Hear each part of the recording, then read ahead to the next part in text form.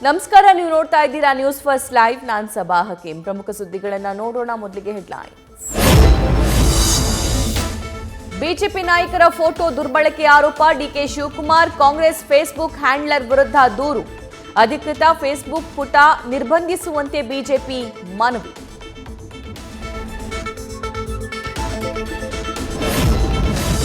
ಇವತ್ತು ಬಿವೈ ವಿಜೇಂದ್ರರಿಂದ ರಾಮ ಮಂತ್ರಾಕ್ಷತೆ ಹಂಚಿಕೆ.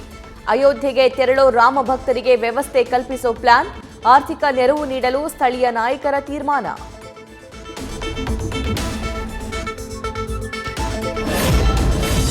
ನೇಪಾಳದಿಂದ ದಿನನಿತ್ಯ ಆಗಮಿಸ್ತಾ ಇವೆ ವಿವಿಧ ವಸ್ತುಗಳು. ಅಯೋಧ್ಯೆಗೆ ಬಂದ ದವಸ ಧಾನ್ಯ, ಸೀರೆ, ಬೆಳ್ಳಿ ಮಂಟಪ, ಬಟ್ಟಲು. ಸೀತಾದೇವಿಯ ಜನ್ಮಸ್ಥಳದಿಂದ ಬಂದ ವಸ್ತುಗಳ ಬಗ್ಗೆ ನ್ಯೂಸ್ ಫಸ್ಟ್ ಗ್ರೌಂಡ್ ರಿಪೋರ್ಟ್.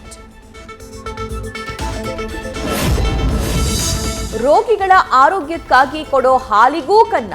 ಬೆಳಗಾವಿಯ ಬಿಮ್ಸ್ನಲ್ಲಿ ಕೆಲ ಸಿಬ್ಬಂದಿಯಿಂದ ಅಕ್ರಮವಾಗಿ ಹಾಲು ಮಾರಾಟ.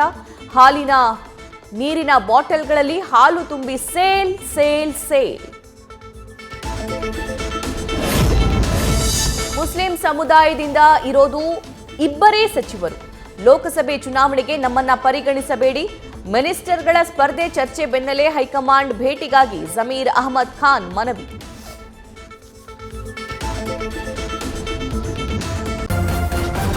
ನ್ಯೂಸ್ ಫಸ್ಟ್ ನಿರ್ಭೀತಿಯಿಂದ ನಿಮ್ಮ ಪರವಾಗಿ.